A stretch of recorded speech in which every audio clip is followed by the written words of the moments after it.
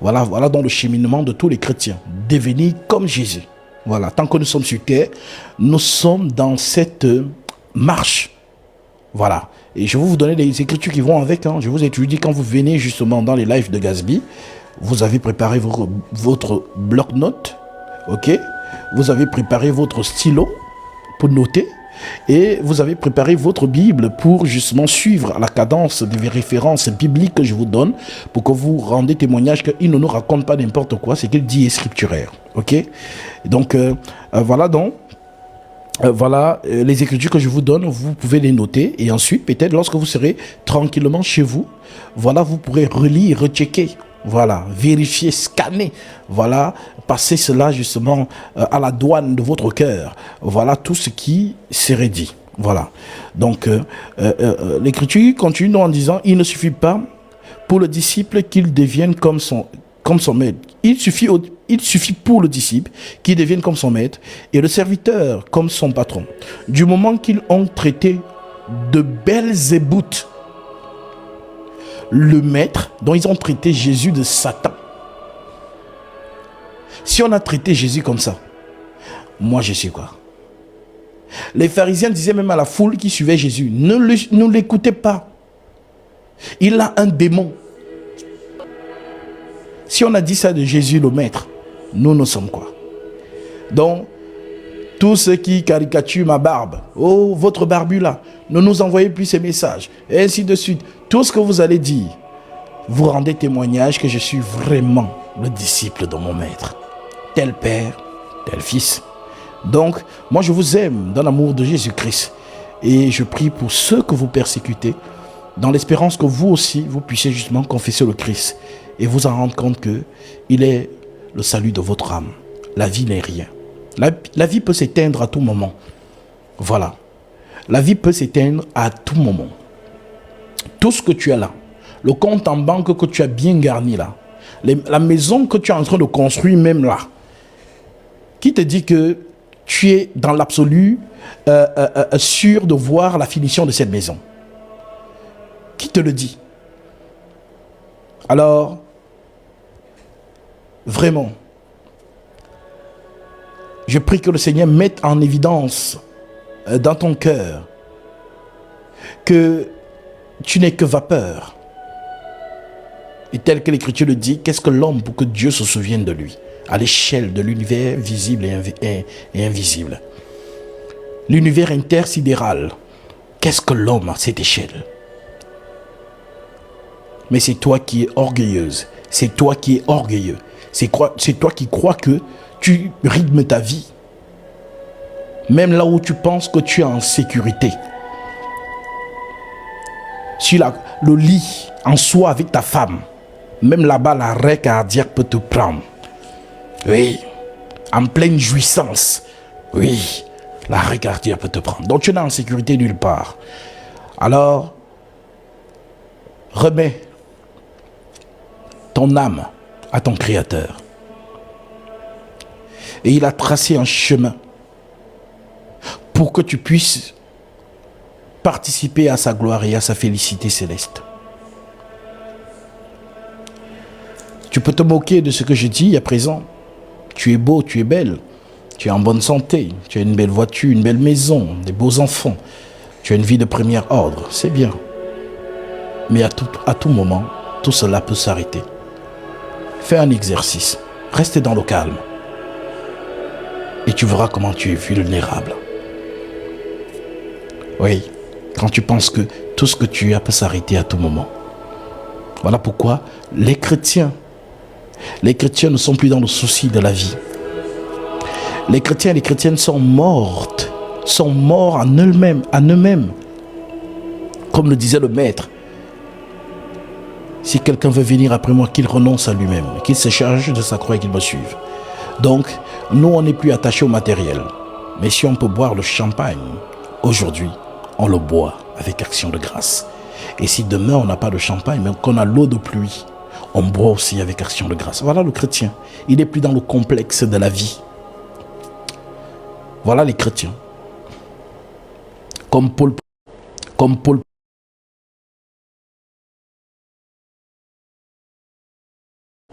Comme Paul pouvait le dire, je puis tout par celui qui me fortifie. Voilà. Je sais vivre dans l'abondance, en d'autres termes l'extrême richesse. Et je sais vivre dans la disette, en d'autres termes l'extrême pauvreté. Donc, dans toutes les échelles, les chrétiens sont à l'aise. Alors, tout simplement pour te dire que tout peut s'arrêter. Mais où va ton âme? Voilà dans les paroles de mon maître. À quoi sert à l'homme de gagner le monde s'il perd son âme? Alors, ta fille que tu persécutes parce qu'elle croit en Jésus, elle a compris. Pourtant, c'est toi qui lui as donné la vie sur terre. Mais elle a compris que non, papa, si je meurs aujourd'hui là, tu vas mettre une gerbe de fleurs sur ma tombe et tu vas tourner le dos. Et tu vas avoir d'autres enfants. Mais il y a un qui ne va jamais me tourner le dos. C'est Jésus-Christ. Voilà pourquoi il m'appelle à croire en lui pendant ma jeunesse. C'est ce que l'Écriture dit. Souviens-toi de ton Créateur au jour de ta jeunesse. Voilà, ce n'est pas quand tu es vieux que la vie n'a plus de plaisir, que tu vas te tourner vers le Créateur. C'est écrit, tout ce que je vous dis là, c'est écrit. Vous savez, je ne vous avance rien qui n'a pas pour base l'Écriture. Car l'Écriture dit qu'il viendra un temps où tu ne prendras pas plaisir, tu ne prendras plus plaisir à la vie. Demandez aux personnes âgées. Tu leur dis, oh non, je vais déjà mourir. Elle ne prend plus plaisir à la vie. Même manger, c'est plus un plaisir. Tu es seulement là pour regarder. Voilà, quand tu vois les jeunes, voilà, tu n'as pas envie de les voir parce que ça te rappelle quand tu étais jeune. Et ça te plonge dans l'aigreur. Quand vous entendez souvent que les gens développent la sorcellerie. La sorcellerie, c'est quoi? C'est la haine. C'est la haine. Tu vois une jeune fille, elle a peut-être 18 ans, tu vois qu'elle est bien formée, elle est vraiment, et toi, quand tu la vois passer, tu as pitié de toi-même. Pourquoi? Parce que tu sais que non, voilà, tu es proche de la tombe. Alors, le Seigneur dit donc, souviens-toi de ton Créateur pendant les jours de ta jeunesse. Vous voulez la référence? Je vous donne la référence. C'est important. Tapotez massivement, les amis. Nous commencerons à 100 000 j'aime et nous marcherons tel que l'Esprit nous conduira aujourd'hui. Car c'est lui qui connaît qui est derrière le téléphone et qui a besoin d'entendre quoi. L'homme ne peut pas enseigner la parole de Dieu.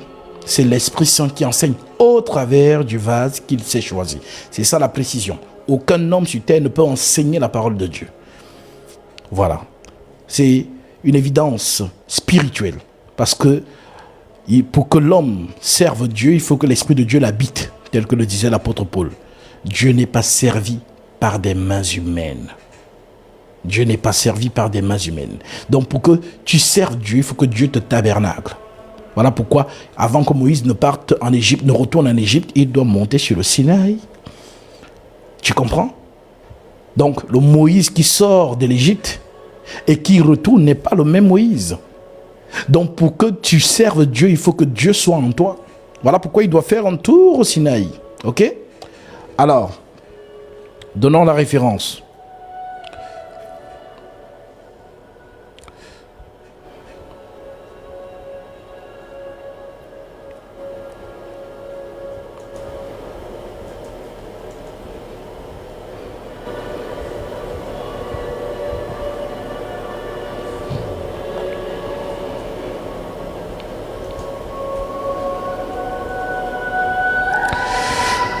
Ecclésiaste chapitre 12,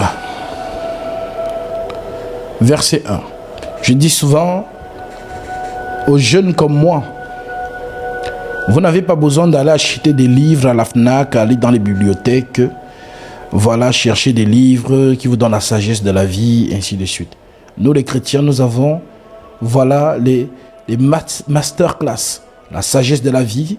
Vous lisez le livre d'Ecclésiaste, le livre de Proverbes, les livres des Lamentations, le livre de Job. Ça te donne 20 ans d'avance sur les autres. Voilà pourquoi ma mère a l'habitude de me dire, tu es un vieux dans la peau d'un jeune. Parce que la sagesse que j'ai n'est pas de moi, elle est de Dieu. Les Écritures de la parole, voilà, la parole de Dieu donne la sagesse. Voilà. Donc, Ecclésiaste 12 déclare donc, mais souviens-toi de ton Créateur pendant les jours de ta jeunesse. Vous voyez que je ne vous ai pas dit n'importe quoi, que c'est scripturaire. Donc quand je vois une jeune fille qui a 15 ans, 16 ans, 17 ans, s'attacher à Jésus-Christ dans cette génération perverse, c'est incroyable. C'est incroyable. Tu vois un jeune garçon, au lieu de faire tout ce que les jeunes de son âge font, lui il est attaché, elle est attachée à Jésus-Christ. Mais sa mère va dire qu'elle est entrée dans une secte. Ah maman, elle a vu ce que toi tu n'as pas vu. Je suis d'accord avec les parents que vous devez être vigilants parce qu'il y a tellement de gourous, il y a tellement de faux hommes de Dieu qui font du n'importe quoi. Mais il y a des vrais aussi. Malheureusement, il y a plus de faux que de vrais. Je prends souvent cet exemple. Les femmes aiment beaucoup la marque qu'on appelle Chanel. Pour avoir le vrai sac Chanel, il faut aller à la maison mère. 31 rue Cambon, Paris 1er. Ou à l'avenue Montaigne. Mais le Chanel que tu achètes en Turquie ou au Maroc, est-ce que c'est Chanel? Oui, c'est Chanel. Mais est-ce que c'est le vrai Chanel? Non. Donc, les sacs Chanel de Turquie, de la Chine et du Maroc sont versés partout. Mais les vrais sacs Chanel sont là. D'ailleurs, une femme qui porte un vrai sac Chanel Alligator et une autre femme qui porte un faux sac Chanel Alligator, mais ça se ressemble. C'est la même chose. Cela fait donc en sorte que même le vrai sac Chanel n'est plus respecté à sa juste valeur. Je prends cet exemple parce que ça peut parler à l'audience féminine. Donc c'est pareil pour les hommes de Dieu en ce siècle. Il y a les vrais hommes de Dieu. Et on juge un homme de Dieu à l'écriture. On ne juge pas un homme de Dieu à son âge, à son apparence, à sa taille. Non, on juge comme le Christ l'a dit. Celui que Dieu envoie dit les paroles de Dieu. Donc c'est à vous, le peuple, de vérifier l'homme de Dieu à la lumière de ce qui est écrit. Est-ce que ce qui vous dit est écrit? Et à quel tempo? Oui, parce qu'il y a les faux hommes de Dieu. Vous allez voir que la plupart des faux hommes de Dieu, remarquez bien, ils prêchent que l'Ancien Testament. Si vous remarquez, si vous êtes lucide, la plupart des faux hommes de Dieu, s'ils veulent prêcher, ils prêchent l'Ancien Testament et après ils parlent des choses de la vie en fait. Le quotidien, votre quotidien. Mais les vrais hommes de Dieu sont sur les épîtres. Oui, parce que dans les épîtres, on ne va pas dire là-bas donner la dîme. Il n'y a pas la dîme dans les épîtres. Voilà pourquoi les apôtres de Jésus-Christ n'ont jamais prélevé la dîme. Alors comme eux, il n'y a pas la dîme dans les épîtres, bon, ils vont laisser, ils vont aller dans la loi pour dire là-bas, donnez la dîme. Pourtant, nous ne sommes plus dans cette dispensation. Dans le tempo de la loi, c'est fini. Nous ne sommes plus là-bas. Mais ceux qui ne savent donc pas ça et qui ne sont pas lucides, se font gober. C'est dans la loi qu'on parle des huiles, des parfums.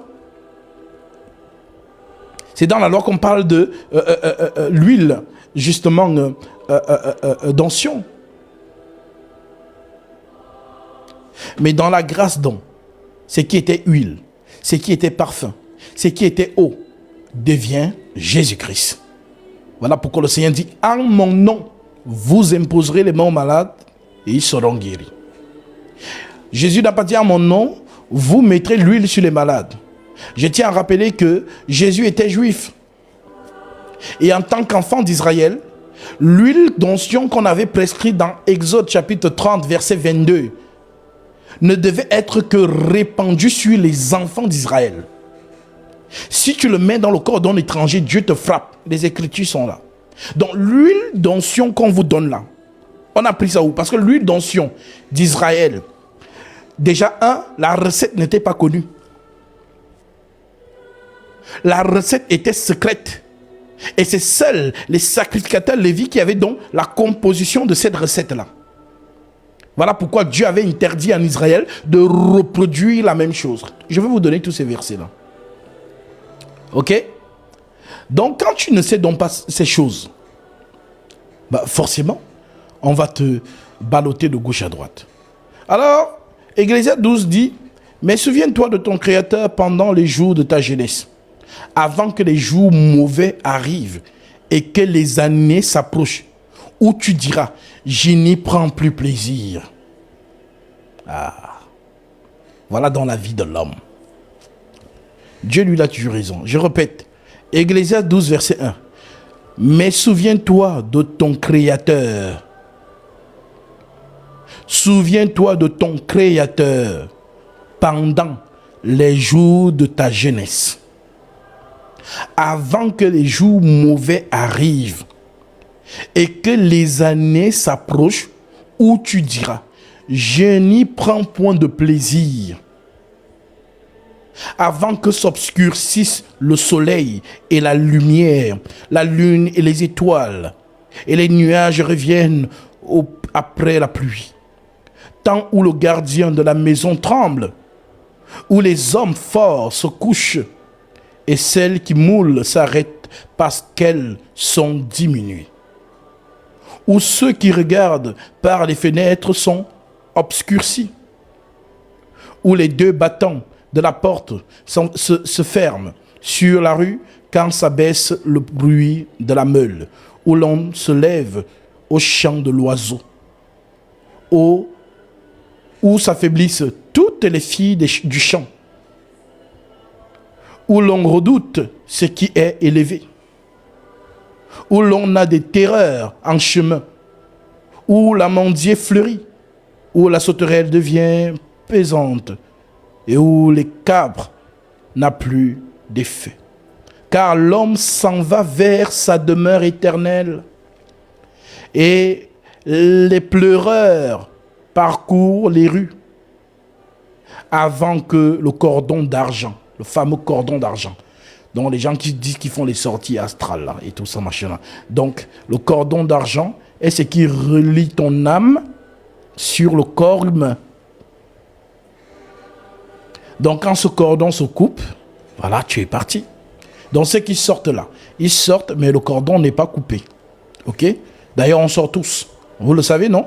Quand quelqu'un rêve, là où tu es là-bas, tu penses que tu ne vis pas. C'est la vraie vie. C'est toi qui ne crois pas à tes rêves. Mais là où tu es là-bas, c'est la vraie vie. Sauf que c'est l'âme. Mais ton corps est couché avec encore une corde qui justement te relie là-bas. Et une fois que tu finis là-bas, tu reviens dans ton corps. Ce sont des réalités que beaucoup ne savent pas. Voilà pourquoi vous vivez des choses là-bas. Quand vous revenez dans la réalité, ah, j'ai l'impression que j'ai fait ça, non? Oui, tu as déjà fait ça. Alors, tout est écrit. Il faut juste lire. Le cordon d'argent se détache, que le vase d'or se brise, que le seau qui se rompe sur la source et que la roue se casse sur la citerne avant que la poussière ne retourne à la terre comme elle y était et que l'esprit retourne à Dieu qui l'a donné. Vanité des vanités, dit l'Ecclésiaste, tout est vanité.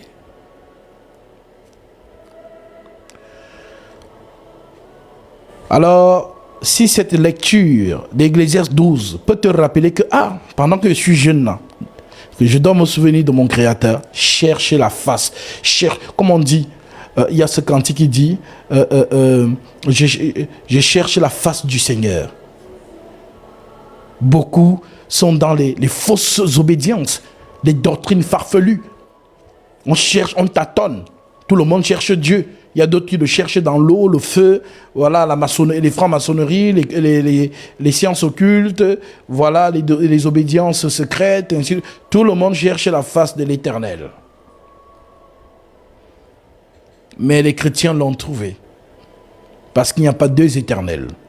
Il n'y en a qu'un seul. Et il s'appelle Jésus-Christ, Yahushua, Mashiach. Alors, oui, tel que le dit dans l'Écriture, c'est un clin d'œil, un rappel pour tous ceux qui sont persécutés à cause du nom de Jésus. Ne faites pas de compromis, ok? Quand on suit Jésus, c'est ce qui suit. tes parents vont te faire du chantage. Ton mari, ta femme, va te faire du chantage. Mais il faut que tu saches que c'est pas comme si c'était une surprise. Quand on croit en Jésus, voilà ce qui suit. L'Écriture continue donc en disant: n'allez donc pas les craindre. Rien en effet n'est voilé qui ne sera révélé. Rien de caché qui ne sera connu. Ce que je vous dis dans les ténèbres. Donc les gens qui pensent quand on parle des ténèbres dans les Écritures, dès qu'ils entendent seulement le mot ténèbres, oh c'est Satan. Non.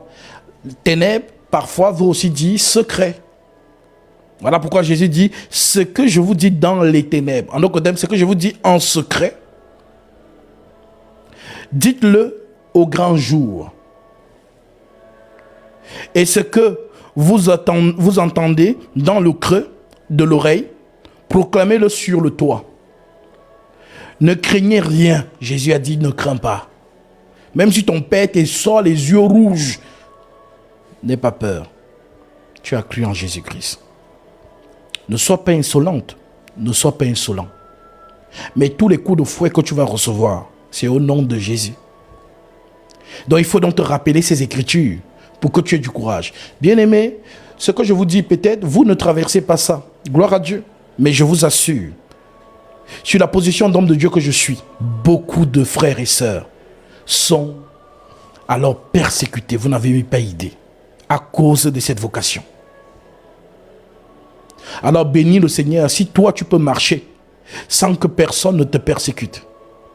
Mais dis-toi qu'il y a des frères et des sœurs de la foi commune, mais qui vivent des menaces tous les jours de leur vie.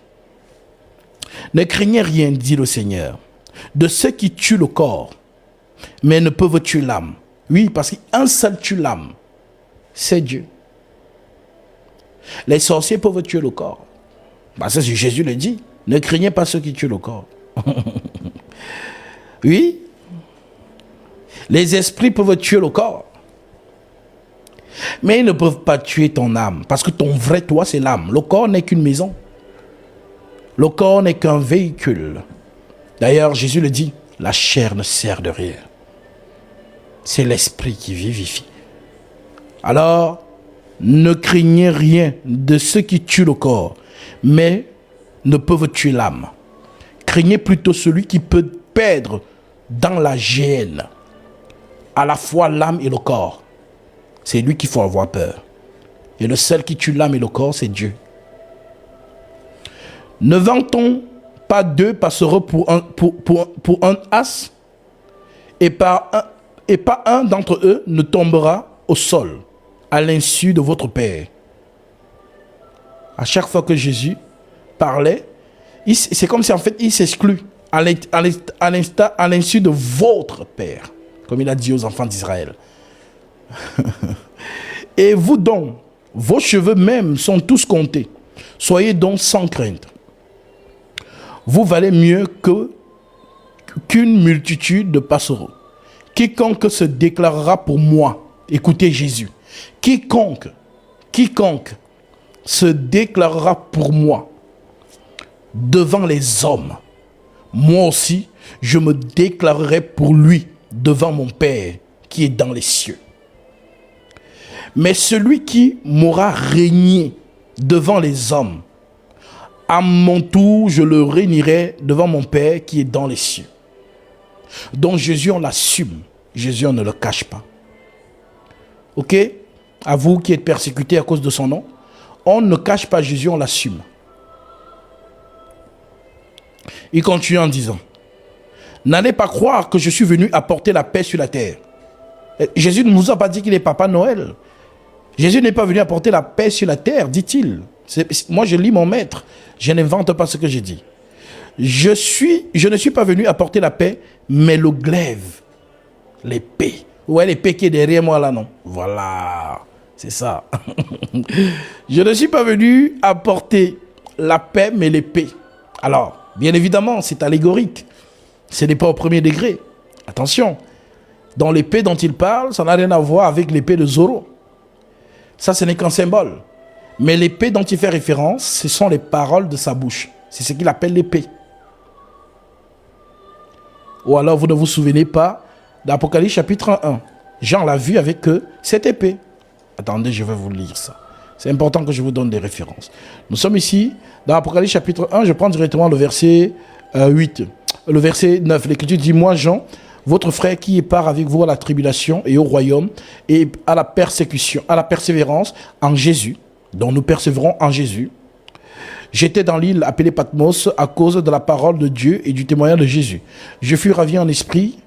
Je fus ravi en esprit au jour du Seigneur et j'entendis derrière moi une voix forte comme le son d'une trompette qui disait, ce que tu vois, écris-le dans un livre et envoie-le aux 7 églises, à Éphèse, Smyrne, Pergame, Thyatire, Sardes, Philadelphie et Laodicée.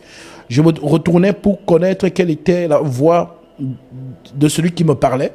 Après m'être retourné, je vis 7 chandeliers d'or. Et au milieu des 7 chandeliers d'or, quelqu'un qui ressemblait à un fils d'homme, vêtu d'une longue robe, ayant une ceinture d'or sur sa poitrine.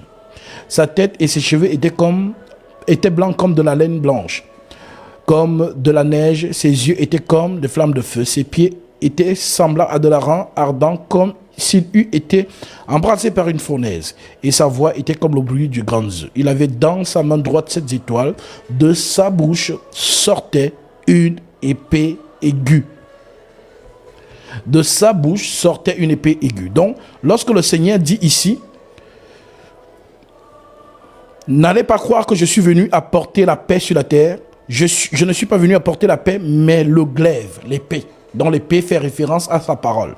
Dont les gens qui ne maîtrisent rien de ces écritures et qui commencent à dire, ah, regardez en Jésus qui vient mettre l'épée. Il vient avec les épées pour que les gens s'entretuent. Vous n'avez rien compris. Voilà. Donc, l'épée de Jésus, c'est sa parole. Je ne suis pas venu apporter la paix, mais le glaive, car je suis venu opposer l'homme à son père. Je suis venu opposer l'homme à son père. Donc l'opposition se fait comment?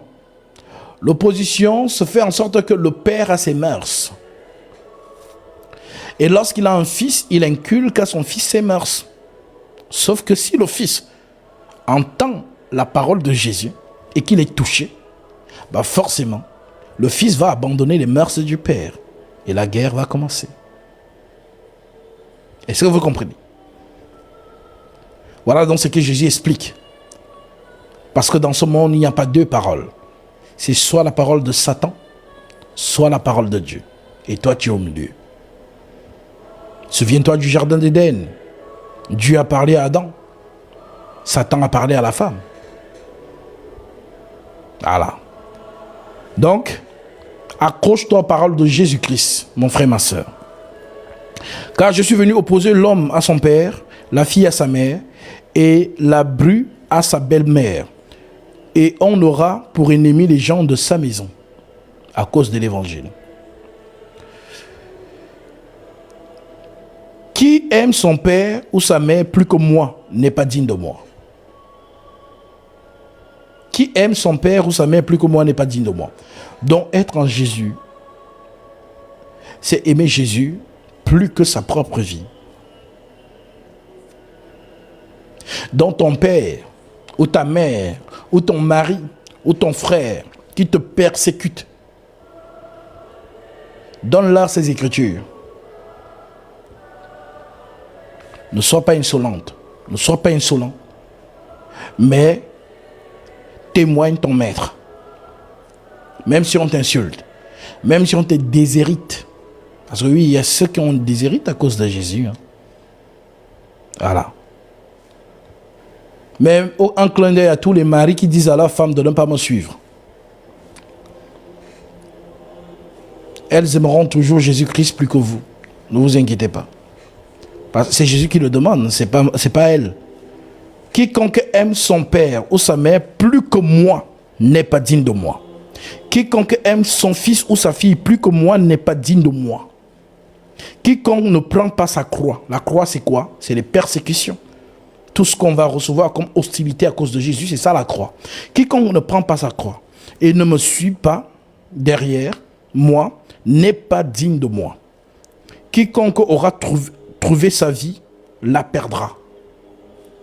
Et quiconque aura perdu sa vie à cause de moi la retrouvera. Voilà l'assurance que nous avons en Christ. Alors, je pense à vous. Vous les persécutés à cause du Seigneur. Je pense à vous. Et nous prions pour vous. Soyez forts, soyez fortes. Ça va aller. Ne renoncez pas. Même si ton père t'a dit que c'est toi, c'est ton nom qu'il a mis pour hériter l'entreprise qui est à Los Angeles. Dis papa. Mais il te propose de renoncer à Jésus. Tu dis papa, l'entreprise là va rester. Mais Jésus-Christ demeure éternellement. Voilà. Donc, je ne sais pas pourquoi il a commencé avec. Parce que le Seigneur voit que ses enfants sont persécutés. Alors, il veut rappeler ces Écritures pour que ça résonne dans votre esprit. Pour que ça résonne dans votre esprit. Ne lâchez pas le Créateur.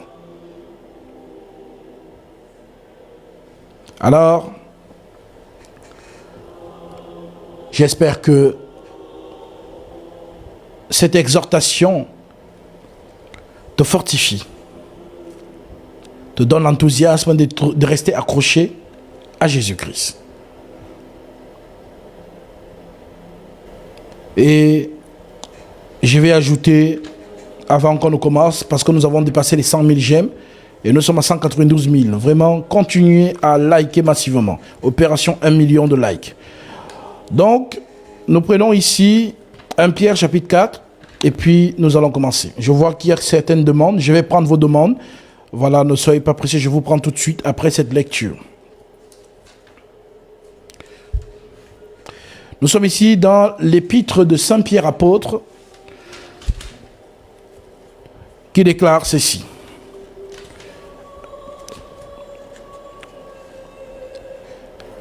Épître de Saint Pierre apôtre, chapitre 4, verset 12. L'Esprit Saint déclare par l'apôtre Pierre: très cher, ne jugez pas étrange l'incendie qui sévit au milieu de vous. Donc, thème, au milieu des chrétiens, il y a un incendie. Et vous connaissez qui met l'incendie. Très cher, ne jugez pas étrange l'incendie qui sévit au milieu de vous. Dans d'autres versions, la fournaise qui sévit au milieu de vous. Pour vous éprouver, comme s'il vous survenait quelque chose d'étrange. Mais dans la mesure où vous participez aux souffrances du Christ, Jésus aussi a été persécuté. Réjouissez-vous afin que lors de la révélation de sa gloire, vous soyez aussi dans la joie et l'allégresse. Imagine-toi que ton père te persécute, ton mari te persécute, et subitement, Jésus revient. Quand tu vas revêtir ton corps de lumière là, et que tu seras en train de monter pour aller entrer dans sa lumière inaccessible, il aura, voilà, ce n'est que la bave qui va sortir de sa bouche avec les yeux au ciel comme ça, comme les apôtres regardaient Jésus quand il montait au ciel. On dit qu'ils avaient, le cou était tendu comme ça. Il fallait que les anges apparaissent pour dire, mais hommes galiléens, pourquoi vous arrêtez-vous ici à regarder au ciel? C'est Jésus que vous avez vu monter au milieu de vous, reviendra de la même manière que vous l'avez vu s'en aller. Alors, c'est ce jour-là que ces personnes vont s'en rendre compte que, en fait, vous avez eu la vision. Vous avez vu loin. Vous avez vu au-delà de votre chair. Vous avez vu au-delà de votre existence. Vous avez vu au-delà de vos voitures, de vos maisons. Vous avez vu la vraie vie. La vie éternelle auprès du Christ, le Seigneur. Alors oui, l'apôtre Pierre rappelle donc à tous les chrétiens, très cher, il nous appelle très cher, parce que nous sommes précieux pour le Seigneur. Très cher, ne jugez pas étrange l'incendie qui sévit au milieu de vous pour vous éprouver, comme si il vous survenait quelque chose d'étrange. Mais dans la mesure où vous participez aux souffrances de Christ, et réjouissez-vous afin que lors de la révélation de sa gloire, vous soyez aussi dans la joie et l'allégresse. Heureux si vous êtes outragés pour le nom du Christ. Car l'Esprit de gloire, l'Esprit de Dieu repose sur vous. Oui, toi que le mari menace que si tu ne quittes pas Jésus, il va divorcer. Qu'il divorce. L'Écriture dit, si le non-croyant veut se séparer, qu'il se sépare. Le frère ou la sœur ne sont pas liés dans ces cas-là. Donc dès qu'il divorce là, net, un frère t'épouse, direct. Voilà. C'est de ça qu'il s'agit. Donc, aucun chantage. Quand tu es en Jésus, là, il n'y a rien. Les femmes qui, à cause de l'amour, là, vous laissez Jésus, vous n'avez pas cru. Son épée n'a pas enraciné votre esprit. Voilà, parce que quand on prêche la justice, on plante l'épée. Voilà l'épée qui est derrière moi. Je plante ça dans votre cœur. De sorte que toute ruse de Satan ne peut pas vous ravir. Parce que l'épée de la justice est en vous. Enracinée dans votre esprit. C'est de ça qu'il s'agit. Alors, les apôtres qui ont œuvré avant moi nous ont laissé ces lettres pour que, même si eux, ils ne sont plus là physiquement, mais ils sont avec nous en esprit. Comme Paul pouvait le dire, absent de corps, mais présent d'esprit. Alors, ils sont présents par leur plume, par l'Esprit Saint. Alors, les vrais chrétiens sont ceux qui marchent par les prescriptions apostoliques et non pas selon eux-mêmes. J'ai ma relation personnelle avec Jésus dans ma chambre. Jésus n'a de relation personnelle avec qui que ce soit. D'ailleurs, ce verset n'existe pas. Ce sont vos inventions à vous. Jésus a une relation avec son Église. Parce que pour manifester la charité, il faut forcément être dans la communauté chrétienne. Tu ne peux pas manifester la charité étant seul. Tu ne peux pas manifester des dons spirituels étant seul. Pour que tes dons soient manifestes, il faut que tu sois au milieu des saints. Voilà pourquoi l'apôtre Paul dit, ceux qui cherchent à en posséder les dons, cherchent à en posséder pour l'édification de l'Église. Donc si on veut des dons spirituels, c'est pour l'Église. Ce n'est pas pour autre chose. Maintenant, vous qui dites que j'ai ma relation personnelle avec Jésus dans ma chambre, je n'ai pas besoin d'être dans une communauté. Ma chérie, mon frère, en fait, tu es perdu. Tu es une brebis perdue. Attends seulement que le bon berger te retrouve. Parce que quand le bon berger va te retrouver, il va te prendre et il va te mettre là où il y a toutes les autres brebis. Voilà.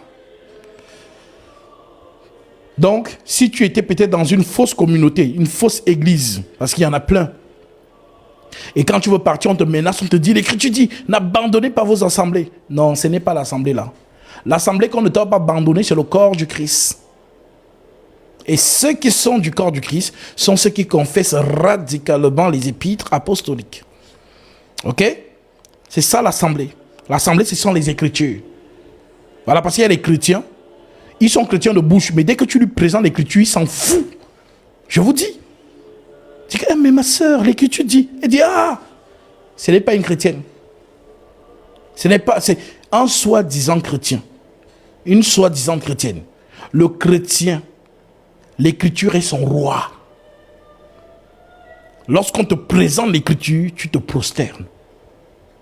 Aucun homme n'est orgueilleux face à l'Écriture. Même moi, si je dis quelque chose qui n'est pas écrit, ramène-moi, tu dis, frère, ce que tu as dit n'est pas écrit. L'Écriture dit plutôt. Et quand je vais voir cette Écriture, je vais dire, merci mon frère, je ne l'avais pas vu, cette Écriture. Alors que le Seigneur soit glorifié et que Dieu te bénisse. Il n'y a pas d'orgueil ici dedans. Voilà. Alors oui, heureux si vous êtes outragés pour le nom du Christ. Car l'esprit de gloire, l'esprit de votre Dieu repose sur vous. C'est un témoignage que l'Esprit Saint aussi en toi. Que nul de vous n'ait à souffrir comme meurtrier. Donc un chrétien ne tue pas les gens. Ou voleur, un chrétien ne vole pas. Donc ça veut dire quoi? Si tu es chrétien et qu'on t'attrape parce que tu as volé, tu vas aller en prison. Et Jésus dit que tu vas purger ta peine. Mais si tu pars en prison à cause de Jésus, là, la prison que tu fais là, tu vas faire la prison. Tu vas faire la prison. Maintenant, la prison, les heures que tu fais en prison là, on dit que sont les souffrances de Jésus-Christ. C'est compté. C'est compté. Ça veut dire que dans les souffrances de Christ, tu as ta part dedans. Amen. Donc, croire en Jésus, ce n'est pas dresser le tapis rouge Comme les chrétiens, quoi, non, je suis en Jésus. Être en Jésus, c'est optimiser tout dans sa vie. Ah, depuis que je suis en Jésus, je me suis marié. Les païens se marient. Depuis que je suis en Jésus, j'ai trouvé le travail. Les païens ont le travail. Depuis que je suis en Jésus, j'ai ceci, j'ai cela. Les païens ont la même chose. Donc, ce n'est pas le baromètre qui veut dire que non, Jésus est dans ta vie. Sinon, si ce n'est que pour ça, le païen va dire, bon, dans ce cas, je n'ai pas besoin d'être en Jésus parce que tout ce que vous demandez à Jésus, là, moi, j'ai déjà ça. OK? Donc, embrasser la vocation de Jésus-Christ, c'est embrasser aussi sa souffrance. Ce n'est pas moi qui le dis, c'est Pierre. Je suis en train de lire la lettre de Pierre. OK? Que nul de vous n'ait à souffrir comme meurtrier ou voleur ou malfaiteur ou comme délateur. Délateur, bon, ce sont un peu les mots compliqués, le français compliqué. Pour ceux qui ne comprennent pas, délateur, ça veut dire comme s'ingérant dans les choses d'autrui. Voilà. Mais si c'est comme chrétien, mais si vous souffrez comme chrétien, qu'il n'ait pas honte. Si quelqu'un souffre comme chrétien, qu'il n'ait pas honte. Qu'il glorifie Dieu de porter ce nom. Les gens qui disent que non, nous ne sommes pas des chrétiens. Alors, en tout cas, c'est écrit. Hein. Voilà. Même dans le grec, on retrouve ça. Vous savez que je suis soucieux. Permettez-moi de voir si j'ai aussi ça dans le latin.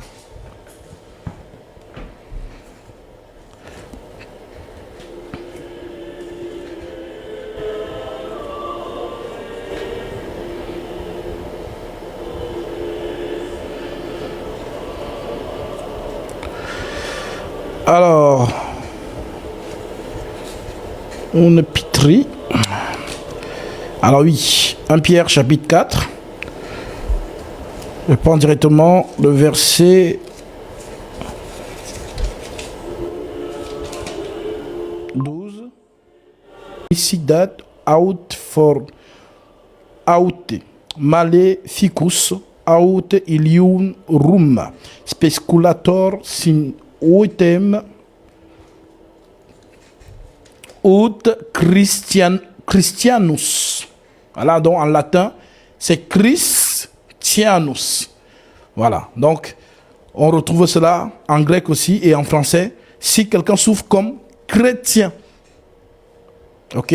Donc si quelqu'un vient vous dire que non, nous ne sommes pas des chrétiens, nous sommes chrétiens. C'est chrétien qui veut dire petit Christ. Ok?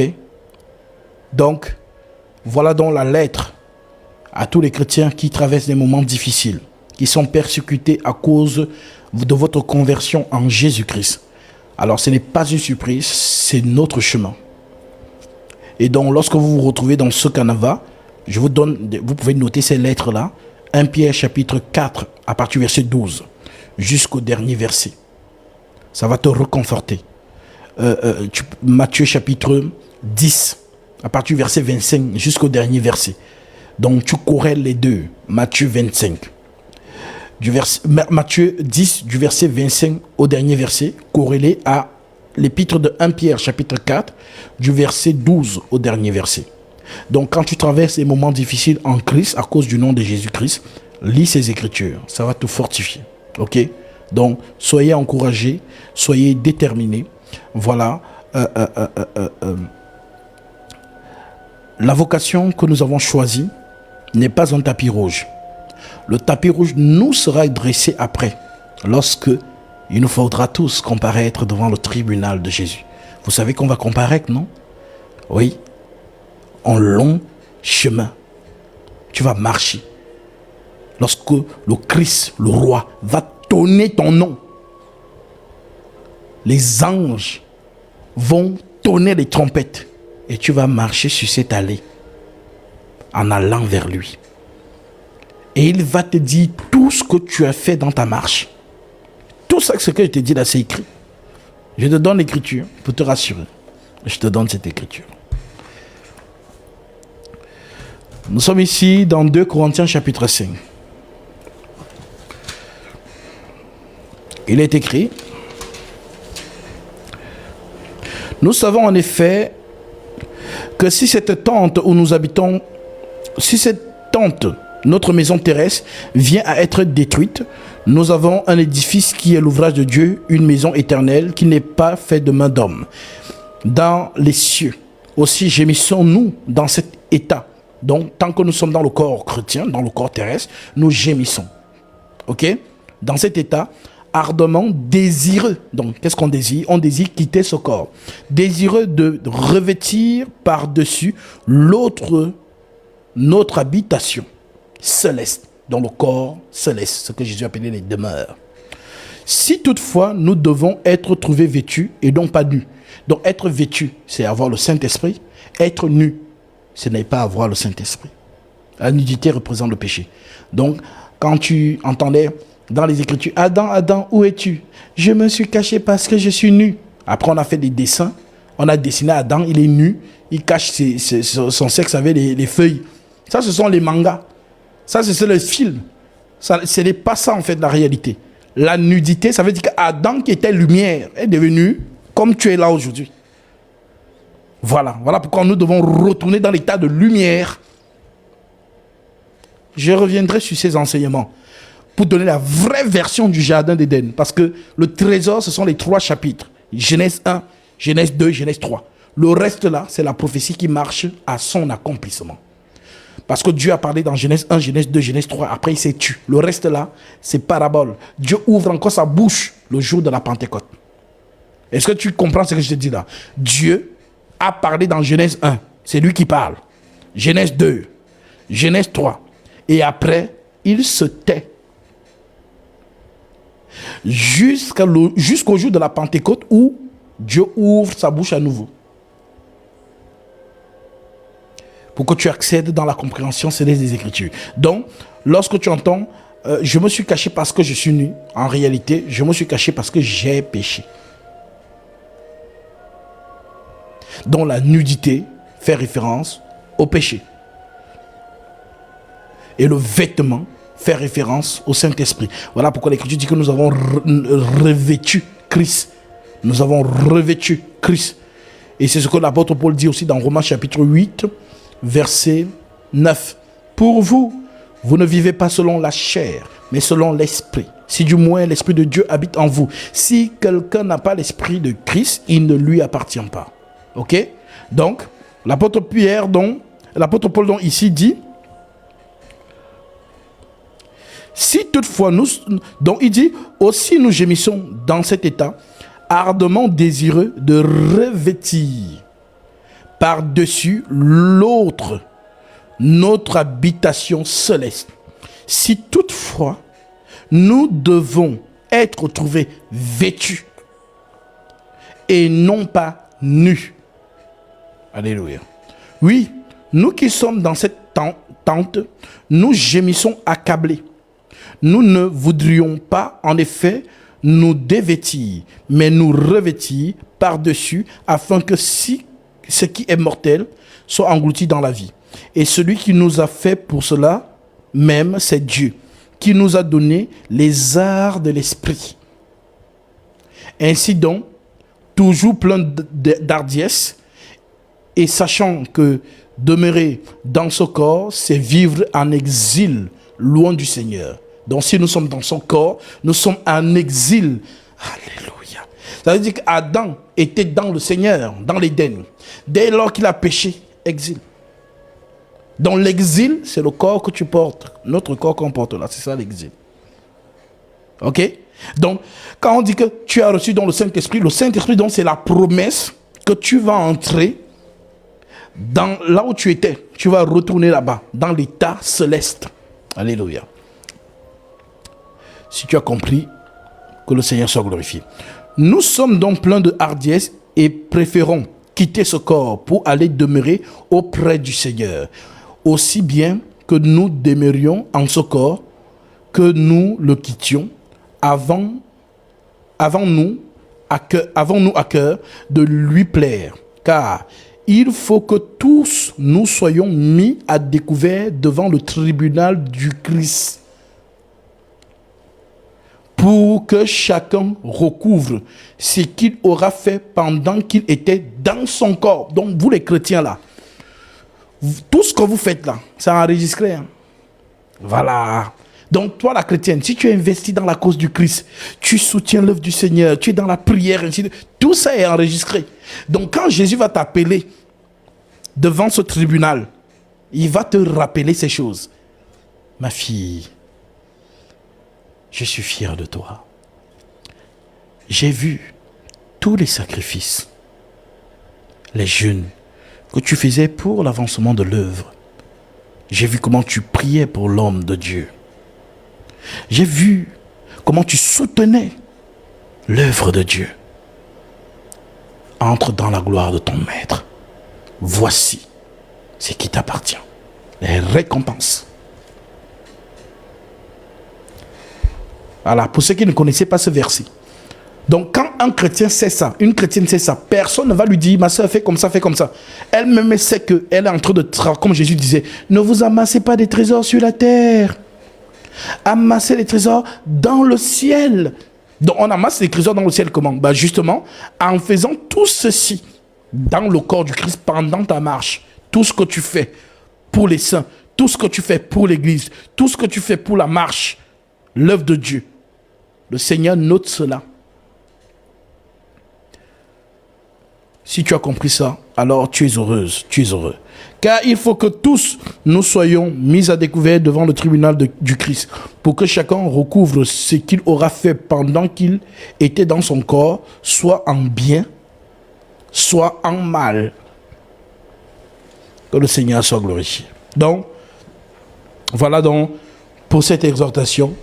Soyez fortifiés, vous qui traversez les moments difficiles, les persécutions dans le Seigneur, vous que vos maris qui ne sont pas chrétiens font le chantage, vous que vos maris, voilà, vous menacent tous les jours que si tu ne laisses pas Jésus, voilà, on va divorcer.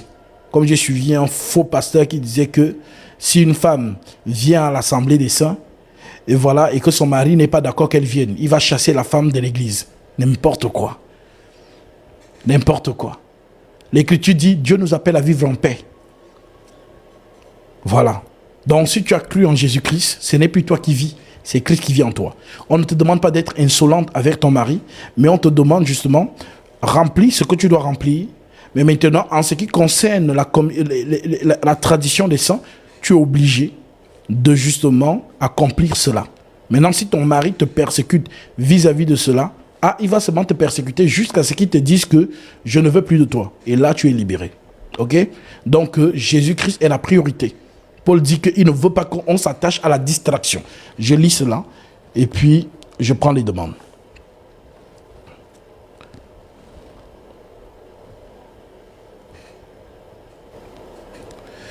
En Corinthiens, chapitre 7. Il est écrit: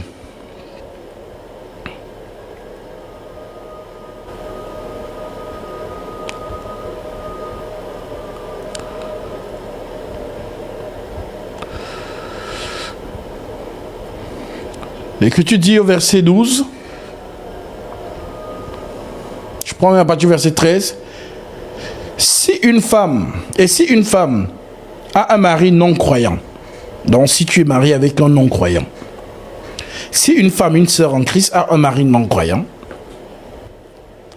et qu'il consente à habiter avec elle, qu'elle ne répudie pas son mari. C'est le seul verset dans la Bible qui parle d'une femme qui peut répudier son mari. Dans ce cas-ci. Ça veut dire quoi? Ça veut dire qu'elle est devenue chrétienne. Maintenant, elle voit que son dragueur ou l'homme qui voulait l'épouser ainsi de suite n'est pas chrétien. Paul dit que ne t'inquiète pas. S'il veut être avec toi, il n'y a pas de souci. Donc, si une femme a un mari non-croyant et qu'il consente à habiter avec elle, qu'elle ne répudie pas son mari, car le mari non-croyant est sanctifié par la femme. Donc, ce mari non-croyant bénéficie de ta sanctification par le lien du mariage. Parce que le mariage, c'est quoi? Être un.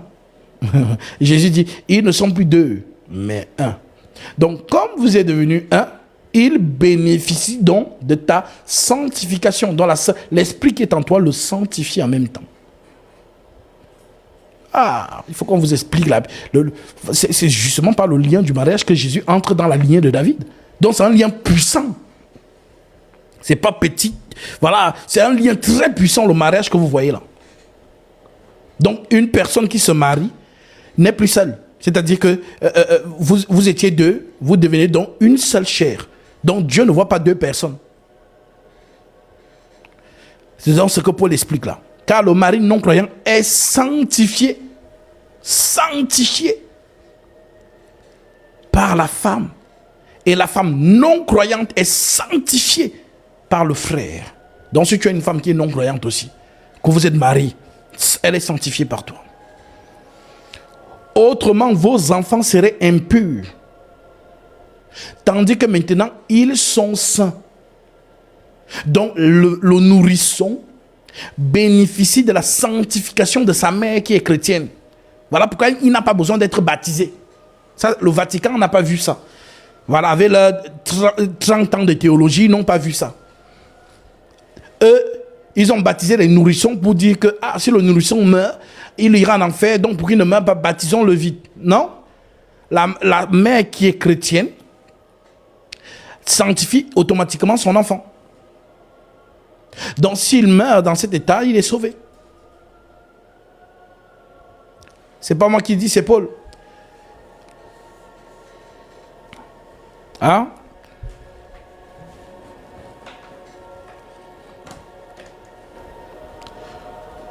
Que dit la version du Vatican?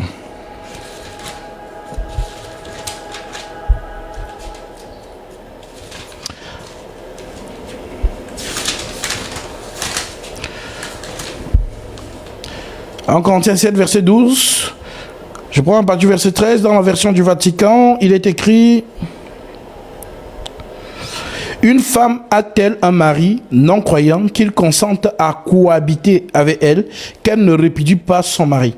Et en effet, le mari non-croyant se trouve sanctifié par la femme. Et la femme non-croyante se trouve sanctifiée par le croyant, par le mari croyant. Car autrement, vos enfants seraient impurs alors qu'ils sont saints. Ah, Vatican. Vatican, c'est écrit dans votre Bible. La Bible que vous nous avez donnée. Voilà. Mais c'est comme, on dit que les bébés là sont purs, sont saints. Mais vous partez les baptiser. On ne baptise pas un bébé. Un bébé n'a pas cru à l'évangile. Le baptême est un engagement de bonne conscience. La conscience est engagée. Voilà pourquoi Jésus, celui qui croira, dont tu dois d'abord toucher. Et il dit à Pierre et aux autres apôtres: hommes, frères, que ferons-nous? Et Pierre leur dit: repentez-vous et que chacun de vous soit baptisé au nom de Jésus-Christ pour le pardon de vos péchés, et vous recevrez le don du Saint-Esprit. Voilà. C'est-à-dire, vous donnez aux gens la Bible, comme vous dites que c'est vous qui nous avez donné la Bible. D'accord. Voici la Bible que nous avons. Mais apparemment, on a l'impression que vous ne lisez pas vous-même la Bible que vous nous avez donnée. Donc, le bébé est sanctifié automatiquement par sa mère croyante, selon que dit votre version également. Donc, on continue, c'est pas notre sujet, car le mari non-croyant est sanctifié par la femme et la femme non-croyante est sanctifiée par le frère. Vos enfants seraient impurs tandis que maintenant ils sont saints. Et si le non-croyant se sépare, donc le même croyant qui était marié avec toi, le même non-croyant qui était marié avec toi, ma sœur, on dit donc maintenant, si le non-croyant se sépare, qu'il se sépare. Et net, il se sépare, la sanctification aussi n'est plus sur lui. Si le non-croyant se sépare, qu'il se sépare, le frère ou la sœur ne sont pas liés dans ces cas-là. Car que sais-tu femme si tu sauveras ton mari? Ou que sais-tu mari si tu sauveras ta femme? Seulement que chacun marche selon la part que le Seigneur lui a faite, selon l'appel qu'il a reçu de Dieu. C'est ainsi que je l'ordonne. C'est un ordre à toutes les églises de génération en génération. Ce n'est pas une négociation. Ah, j'aime quand Paul parle comme ça. On sent l'autorité du Saint-Esprit. C'est ainsi que je l'ordonne à toute l'église. Quelqu'un a-t-il été appelé en tant que juif qui demeure juif? Quelqu'un a-t-il été appelé en tant que non-juif qu'il ne se fasse pas circoncis? Parce que la circoncision était l'alliance des juifs. La circoncision n'est rien, dit l'apôtre Paul. Et l'incirconcision n'est rien. Mais l'observation des commandements de Dieu est tout. que chacun demeure dans l'état où il était lorsqu'il a été appelé. As-tu été appelé en tant qu'esclave? Ne t'en inquiète pas. Mais si tu peux devenir libre, profites-en plutôt. Car l'esclave qui a été appelé dans le Seigneur est affranchi du Seigneur. L'homme libre qui a été appelé est un esclave de Christ.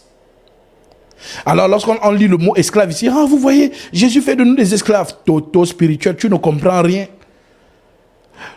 Ce que Paul appelle libre, esclave, il parle de la loi. Dans la loi, on est esclave, c'est la servitude. Et dans la grâce, on est libre, c'est la liberté. Alléluia. Que chacun de vous, frères, demeure dans l'état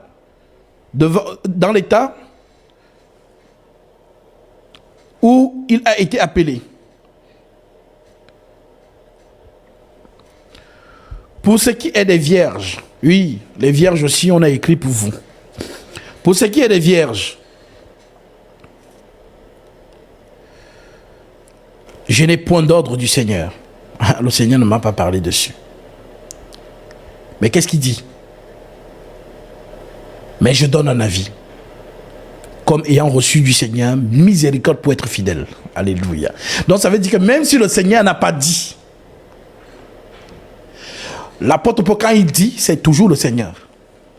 Voilà pourquoi vous allez voir certaines personnes disent, non, ça c'est Paul qui a dit, je ne crois pas à ça. N'importe quoi.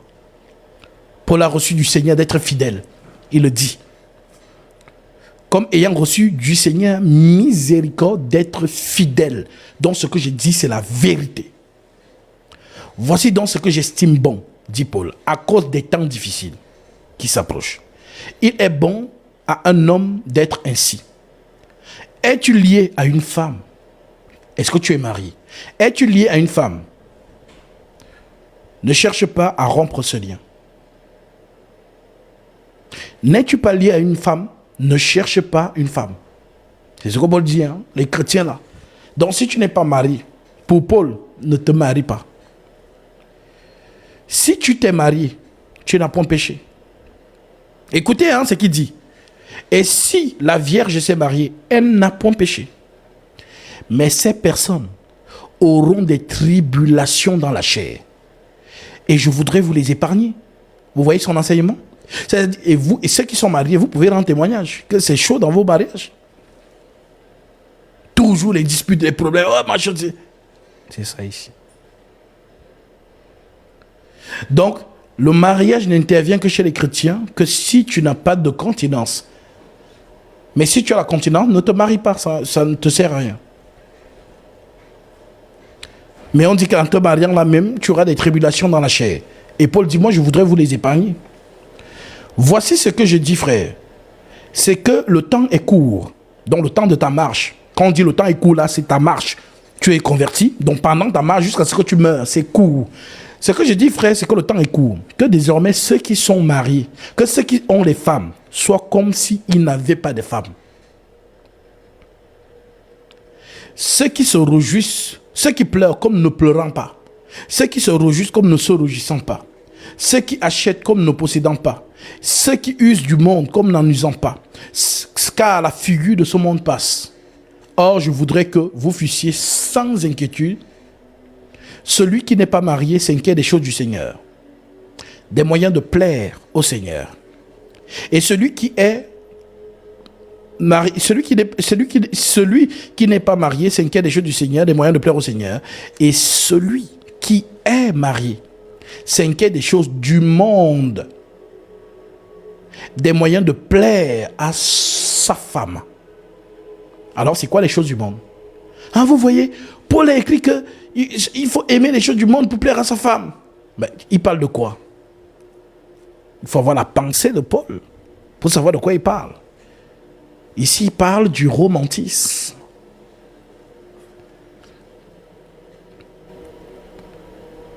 C'est de ça qu'il parle. Ta femme aime quoi? Alors pour lui plaire, fais ça.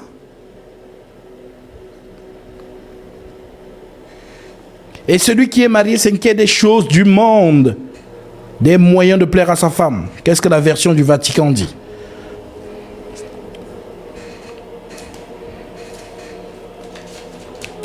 La version du Vatican dit: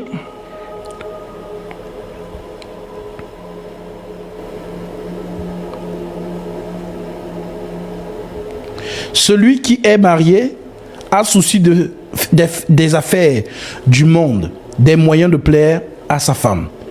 Et le voilà partagé. De même, la femme sans mari, comme la jeune fille, a souci des affaires du Seigneur. Elle cherche à être sainte de corps et d'esprit. Celui qui s'est marié a souci des affaires. Celle qui s'est mariée a souci des affaires du monde, des moyens de plaire à son mari.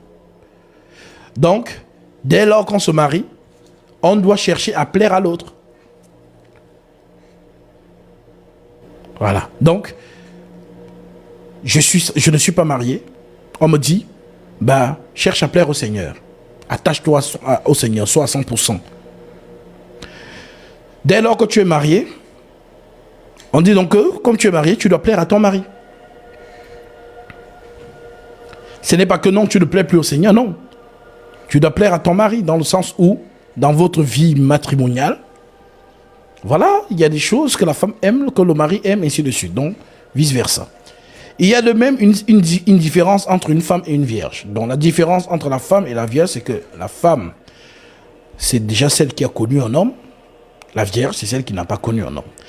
Celle qui n'est pas mariée s'inquiète des choses du Seigneur, afin d'être sainte de corps et d'esprit. Et celle qui est mariée s'inquiète des choses du monde, des moyens de plaire à son mari. Je dis cela pour votre intérêt. Ce n'est pas pour vous prendre au piège. C'est pour vous porter à ce qui est bienséant et propre à vous attacher au Seigneur sans distraction. Donc en Jésus, on ne doit pas être distrait. Voilà pourquoi je prêche souvent à ceux qui se sont attachés à mon ministère. Ne permettez pas que quelque chose d'extérieur à la foi vienne vous compliquer la marche. Votre foi est votre... C'est-à-dire, c'est la chose la plus importante au monde que vous avez. Protégez cela. Voilà pourquoi les mauvais choix de mariage, ce sont des problèmes que tu ramènes dans ta marche.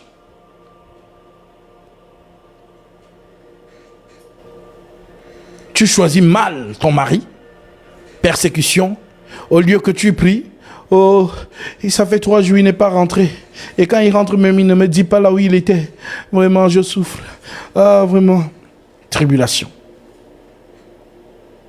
Goumen. Chagrin d'amour. Qui te ronge. Tu n'as même plus le goût pour la prière. Donc, la foi, la sainte vocation, c'est la chose la plus importante que tu as. Donc, tous les choix de ta vie, c'est en fonction de ta foi. Voilà pourquoi une sœur qui est transformée et consciente de cela ne va pas épouser un homme parce qu'il est beau, parce qu'il est grand, parce qu'il travaille là-bas ou il a telle chose. Non.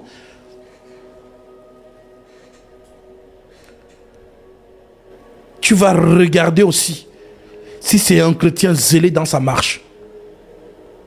Et vous allez porter le sceau de l'esprit ensemble.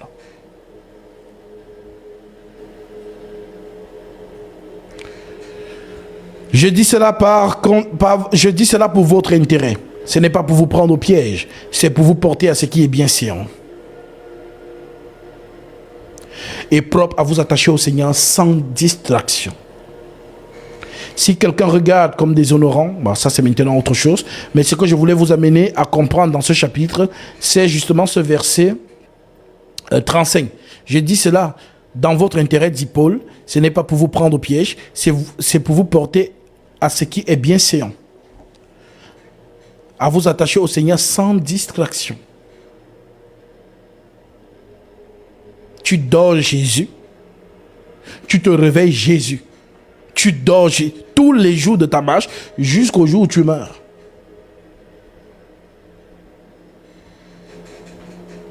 Si vous n'avez pas encore compris ça, c'est que vous ne marchez pas. Ou du moins, vous avez besoin d'être enseigné doctrinalement parlant pour comprendre c'est quoi la sainte vocation. Nous sommes des consacrés. Nous sommes des prêtres, des prêtresses. Dans ce que vous voyez d'ailleurs là que non, non, c'est pas ça. Le chrétien, c'est celui que le monde a rejeté.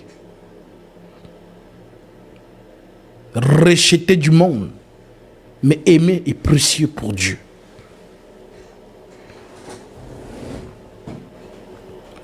Alors, soyez fortifiés, soyez encouragés,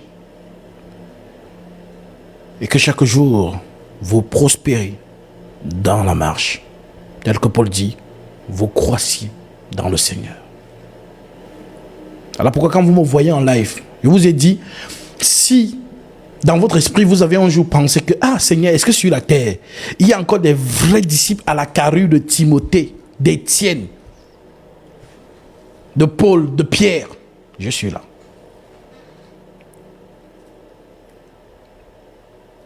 Avec les réalités de mon temps, de mon siècle.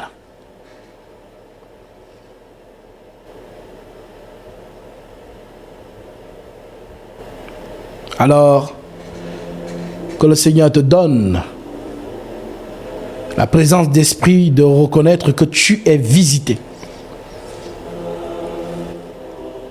Car si Dieu n'envoie pas des émissaires, point de salut.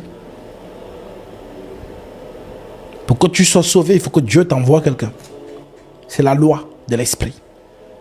Dans leur détresse, ils crièrent à l'Éternel et l'Éternel leur envoya sa parole.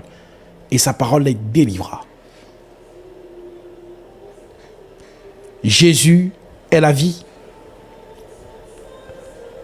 Mais il y a le chemin qui te mène à lui. C'est lui qui dit ça. Large est la porte. Spacieux le chemin qui mène à la perdition. Il y en a beaucoup qui entrent par là. Mais étroite est la porte. Resserré le chemin qui mène à la vie. Il y en a peu qui le trouvent. Alors, fais-tu partie de ces peu-là?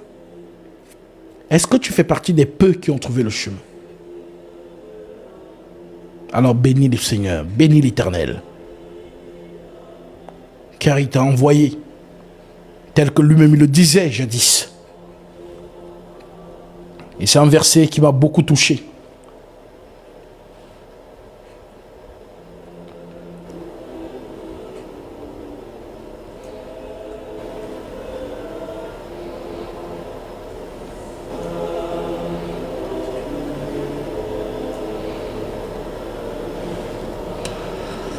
Matthieu chapitre 9, 38. L'Écriture dit, au verset 35, Jésus parcourait toutes les villes et les villages, enseignant dans les synagogues, prêchant la bonne nouvelle du royaume et guérissant toute maladie et toute infirmité.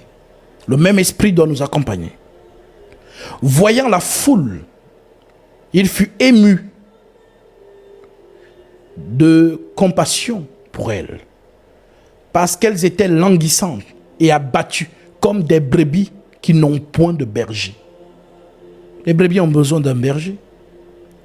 Alors, il dit à ses disciples, Jean lui voit les brebis sans berger, il a pitié de ces brebis.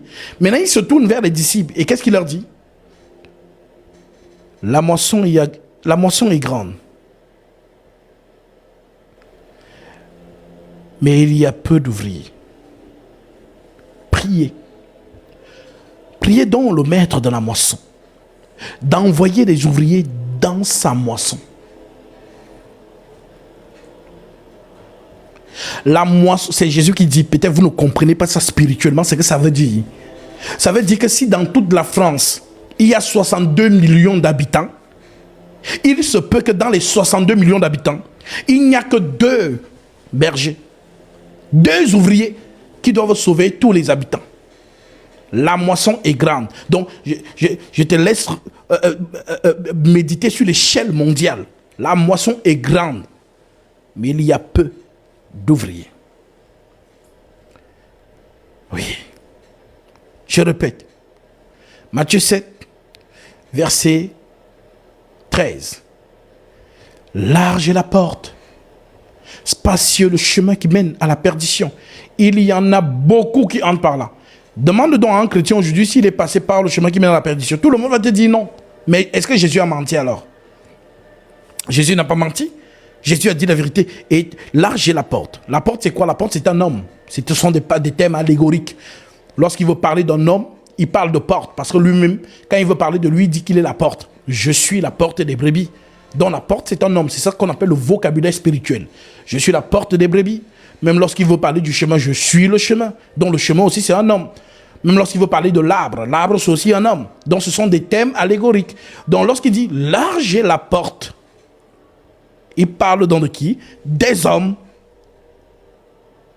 Spacieux le chemin.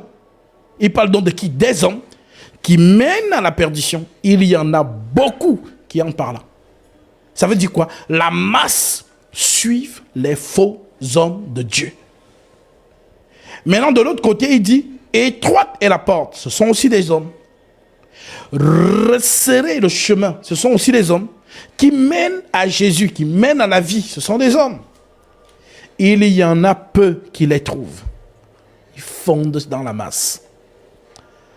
Alors, l'amour de Jésus pour toi, ma soeur, pour toi, mon frère, c'est qu'il vienne à ta rencontre. Comme il est venu à la rencontre de l'eunuque éthiopien. On ne trouve pas ce chemin-là seul. Jamais. Tout le monde dit qu'il est homme de Dieu aujourd'hui. Mais qui est l'homme de Dieu? Ça là, ce n'est que Jésus qui peut te guider. C'est ça son amour. Il te montre le chemin étroit. Vas-y. Voilà mon disciple. Parce que un conducteur sauve ceux qui l'écoutent. Un conducteur sauve ceux qui l'écoutent. C'est ce que Paul dit au jeune Timothée.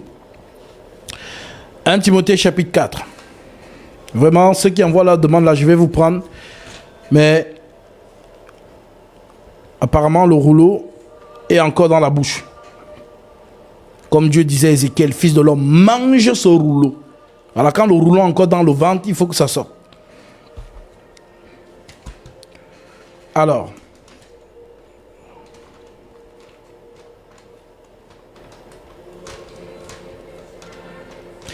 donc si tu vois que quand je prêche comme ça t'énerve, ce n'est pas toi. C'est le démon qui habite en toi qui est énervé. Il est détecté. Parce que ce sont eux. Ils n'aiment pas, Satan n'aime pas quand la vérité est diffusée. Tu as oublié Matthieu chapitre 7 toujours. Matthieu chapitre 13, versets 18 et 19. Lorsqu'un homme écoute la parole du royaume, Satan vient et enlève ce qui est semé dans son cœur. Donc quand on prêche la vraie parole, d'ailleurs une sœur avait reçu ça, et j'ai béni l'Éternel parce que vraiment l'Esprit est un. Donc lorsque l'homme de Dieu est en train de prêcher, pour ceux qui n'ont pas les autres yeux là, il y a tout un brouillard pour empêcher que la parole voyage jusqu'à l'esprit de celui qui écoute. C'est donc un combat. Voilà pourquoi avant que l'homme de Dieu ne vienne prêcher, tu dois prier. Parce qu'il y a un combat qui se passe entre celui qui écoute. La parole dit la vérité. À moins que vous doutez des paroles. Mais moi, je ne doute pas. Christ dit, lorsqu'un homme écoute la parole du royaume, Satan vient enlever ce qui a été semé dans son cœur.